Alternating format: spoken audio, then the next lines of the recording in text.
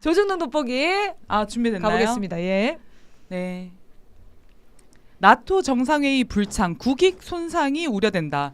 자, 나라 팔아먹는 사람들일수록 국익 타령을 일관되게 많이 하는 것 같아요. 도대체 누구의 국익을 지금 걱정하는 건지 모르겠는데 미국이. 네, 나토 안 가서 국익 미국이. 손상된다는 사람들, 네. 트럼프 만나야 된다는 사람들, 네. 이런 사람들 다 의심해봐야 됩니다. 무조건이죠. 이거 제가 지금 넘기고 있는 건가요? 네. 아, 그렇군요. 깜짝 놀랐습니다. 네, 이 사설이 어디 사설입니까? 조선일보 조선일보 사설인데요. 사설이에요? 좀 네. 특이점이 있어요. 이재명 대표가 느끼는 부담에 대해서 갑자기 막 공감을 해줍니다.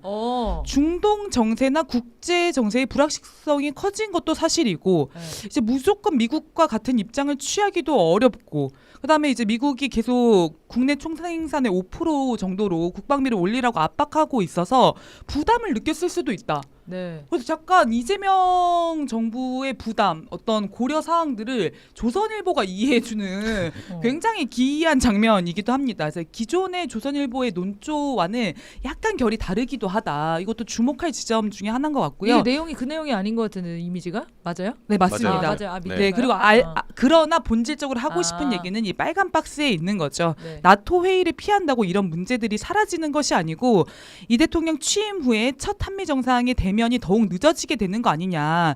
민감한 시기에 미국의 주요 동맹이 대부분 직결하는 회의에 불참한다는 그 사실만 부각될 가능성도 크다. 근데 도대체 누가 참석하나요? 나는 지금 기대되는 게 미국도 안 갈 것 같은 거야. 지금 저 나토에. 그러니까 G7 때도 미국이 갑자기 그냥 자리 이탈해버린 거 아닙니까? 그래서 트럼프가 다자회의 싫어해가지고 웬만하면 떠나고 싶다 이런 얘기하는 분들도 계시잖아요. 지금 줄줄이 빠져나가고 있는데 네, 저기를 왜 참가를 하냐고요. 그리고 트럼프 안 만나면 무슨 일 생겨요 우리나라? 그리고 지금 미국이 왕따 당하고 있는 거죠. 모두가 다 안 가고 네. 한국이 나토를 안 가서 왕따 당하는 게 아니라 미국이 지금 왕따 당하는 분위기라니까요. 한국이 안 감으로써 일본과 호주도 안 가고 모두가 안 가도 되는 그 마음 편한 상황이 돼서 그러니까 한국이 지금 총대 메고 깃발 든 거 아니에요? 나 안 가겠다 하니까 줄줄이 안 간다는 거잖아. 지금 전 세계가 전쟁 광인 그리고 이제 국익을 강탈하려고 하는 트럼프를 최대한 늦게 대면하고 싶다는 거 그렇죠. 아닙니까? 네. 이 사람이 어떻게 될지도 모르는데 지금 마가 세력에서도 트럼프를 손절하려는 움직임이 나오는데 괜히 트럼프를 만났다 국익만 강탈당할 수 있어. 네. 최대한 늦게 만나자. 이게 지금 이제 전 세계 입장인 분위기죠. 거잖아요. 지금 뭐 8월 이후에 만나면 정권이 바뀔 수 있다 뭐 이런 얘기도 있던데. 그러니까 일본이 그 안 간 것만 한 게 아니라 2차 세계대전 관련한 무슨 전승 그런 공간을 또 방문을 한 것 같더라고요. 미국과 약간 맞서겠다는 뭐 그런 뉘앙스냐 뭐 이런 추측 기사도 많이 나오던데 과한데 네, 참 일본 좀 과한데? 흥미롭습니다. 네. 네, 다음 한번 넘겨보겠습니다. 화면 좀 자, 띄워주십시오. 네, 그러면서 이제 무슨 이야기를 하냐면 러시아가 우크라이나를 침공한 2022년 이후 나토 회의가 성격 자체가 달라졌다. 그래서 가지 말라는 거잖아요. 친목 모임이면 갔지. 네, 그냥 만나가지고 좋은 분석이 얘기하는 정확하네. 게 아니잖아요. 분석이 정확해. 맞아요. 그래서 가지 말라고 하는 거예요. 네, 러시아를 적대시하고 전쟁을 추진하는 군사 동맹의 성격이 두드러지기 때문에 한국이 가서 득될 게 없고 전쟁에 휘말리게 되니까 가지 말자고 하는 거 아닙니까? 3년 연속 여기에 참석했던 한국이 이재명 정부가 출범하자마자 불참한다는 사실을 다른 국가들이 어떻게 보겠나? 자연스럽게 보겠죠. 정부가 달라졌으니까. 그렇지 않을까요? 윤석열 정부가 아니니까 새로운 정부가 들어서서 새로운 외교 정책을 펼치나 보다. 이게 당연한 상식 아니겠습니까? 윤석열 걔는 좀 이상하긴 했어. 뭐 이런 얘기 하겠죠. 그렇지 이게 정상이야. 3년 동안 좀 이상하긴 하더라. 이렇게 생각하겠지. 네, 그래서 참 이상한 분석이다 이런 생각이 들었고요. 마지막 한 번만 보고 가겠습니다. 이 대통령이 나토 회의에 참석하면 중러와 멀어진다는 정부와 여당 내 자주파의 말을 듣고 이런 게 아니냐. 앞으로 한미 관계에 부정적으로 작용할 공산이 크다. 그러면서 이제 백악관이 이재명 대통령 취임 직후에 중국의 영향력 반대한다라는 입장을 들고 왔습니다. 그러니까 이제 궁극적으로 조선일보가 노리는 건 이건 것 같아요. 지금 당장 나토를 못 간 게 엄청 문제야 이런 거라기보다는 향후에 이재명의 외교 노선이 국익 중심의 실용 외교, 자주 외교로 갈까봐 불안한 거 아니겠습니까? 근데 이렇게 해석하면 조선일보는 진짜 우리나라 언론이 아니에요. 그럼 그런 게 자주파 왜 아니면 걱정이 돼요? 자주파 안 하면 뭐 할 건데요? 매국파 할 거예요? 그러니까 아니 그게 왜 이게 걱정이 됩니까? 하나만 더 보여주실 수 있나요? 그게- 한동훈도 걱정을 하고 있어요. 한동훈은 걱정을 하고 있어요. 그럴수록 언제적 더. 자주파입니까? 그럼 한동훈은 뭐예요? 그럼 한동훈 매국파예요?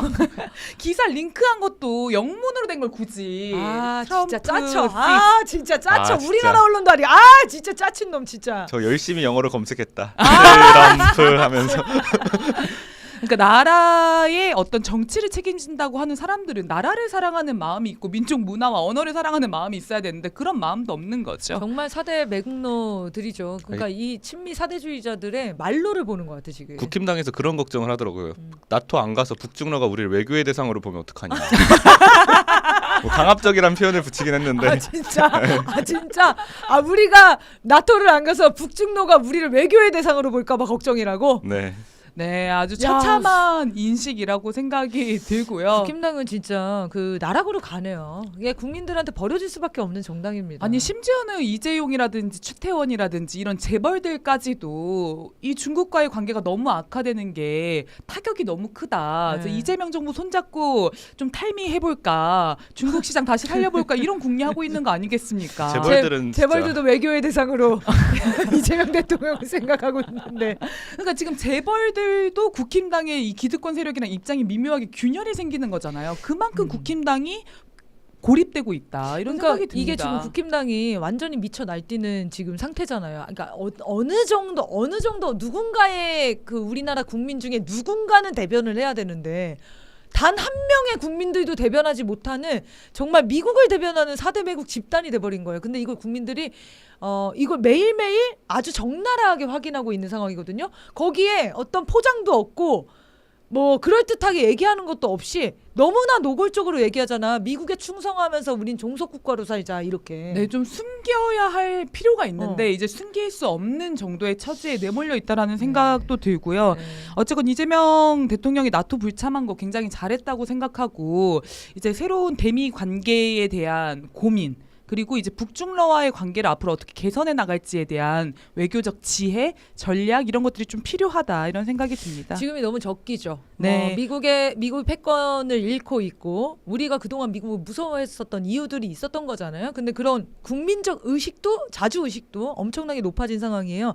그렇기 때문에 국민을 믿고 결단을 내려도 되는 시기가 온 거죠. 네, 그리고 미국 내 저항도 상당하잖아요. 그렇죠. 미국 국민들도 잘 싸워주고 있고 지금. 네, 그렇기 때문에 이런 때에 대미 전략을 전면적으로 수정 전환할 필요가 있다 이런 생각이 네. 듭니다. 자주적으로 그리고 평등하게 진짜 일반적인 외교 관계처럼 만들 필요가 있을 것 같습니다. 네, 그리고 이 와중에 한 명이 또 등장해가지고 초를 치고 있어요. 조셉윤 대사대리 갑자기 나 안 잘렸어요 아직? 아직도 있구나. 너무 말이 없어가지고 요새 뭐 하고 있나 했더니 갑자기 등장해서 한미 정상회담 가능한 빠른 시일 내에 이루어질 것 이런 입장을 표명을 했습니다. 이거는 한미 정상회담을 빨리 하라는 압박 아니겠습니까? 근데 이렇게 읽으면은 뭐 어디서 다급함이 느껴지냐면 미국의 다급함이 너무 느껴져요. 그러니까 트럼프가 지금 이재명 대통령을 막 만나고 싶은 거예요. 앞날이 난 것처럼 느껴지지 않습니까? 그러니까 북한이랑 관계 개선에서 한국 정부를 활용하고 싶은 이유도 있겠지만 가장 본질적으로는 미국의 경제 뭐 군사 이 외교 패권이 무너지는 상황에서 동맹들을 수탈을 해야 되는데 다른 나라들은 지금 말을 안 듣잖아. 유일하게 뜯어먹을 수 있는 나라가 한국이라고 여전히 생각하고 있는 거예요. 정권이 바뀌었음에도 불구하고 이재명을 흔들면은 자기들이 가능하다고 판단하는 거 아니겠어요? 네, 그래서 저는 더 이상 의례 외교를 할 필요가 없다. 미국이 종속된 외교를 할 필요가 없다. 미국과 우리와의 관계에서도 우리가 더 유리한 그쵸. 위치 그리고 미국이 더 다급한 처지에 놓여 있다는 거죠. 이걸 알고 외교에서도 활용해야 된다. 그리고 저 조셉유는요 대사 대리 주제에 오만하기가 정말 짝이 없습니다. 우리나라 헌재 파면에도 그 그렇죠. 지연에도 이제 연루되어 있었던 인물인데 당장 추방을 해야 될 것 같아요. 근데 정말 조생윤도 대단한 게 계속 대사 대리인 것도 대단해. 지금 거의 뭐 반년이 됐어요. 아니 이 정도로 열심히 내정 간섭을 했으면 미국에서도 뭐 인정을 해서 대사로 임명을 해주던가.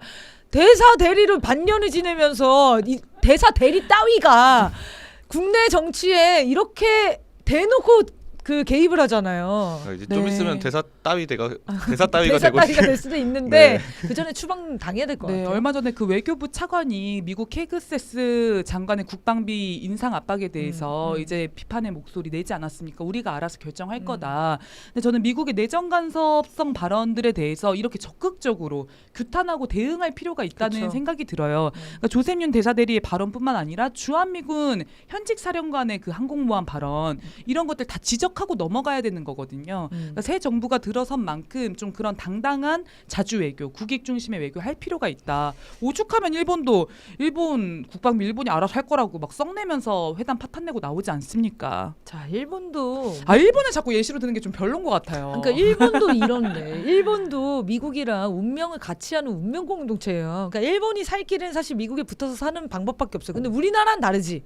우리나라는 미국에 붙어서 사는 게 유일한 방법은 아니에요. 맞습니다. 그래서 새로운 방법을 출로를 만들 수 있는 그 국력이 있는 나라기 때문에 일본이랑 다르거든요. 그런데 더 잘 싸우는 게 일본이면 어떡합니까? 네, 우린 국력도 있고 지정학적 위치도 유리성도 있고 여러 관계성이라는 게 또 있는 거거든요. 저는 국민성이 가장 높은 네. 그 주권자 국민들의 이 압도적인 지지와 그리고 촛불이라고 하는 그쵸. 저항의 구심이 또 있는 거죠. 이 힘이 엄청난 거거든요. 그렇기 때문에 우리나라가 그동안 무너지지 않고 저 내란 세력들, 매국 세력들이 이렇게 나라 팔아먹으려고 애를 쓰는데도 불구하고 안 무너지고 여기까지 운영해 온 거예요. 자, 이 힘을 믿고 당당하게 외교하시라 네. 했으면 좋겠고요. 네, 그리고 조셉윤 대사들이 좀 알아야 될 게 우리 국민들이 대행에 아주 지쳤잖아요. 넌덜머리가 났다고요. 대리 따위는 안 쳐. 대행의 대행. 막 너무 넌덜머리가 났기 때문에 네, 대리 따위 더 나대지 바랍니다. 대리들은 좀 빠져주세요. 우리는 주인들이랑만 얘기할 생각이야.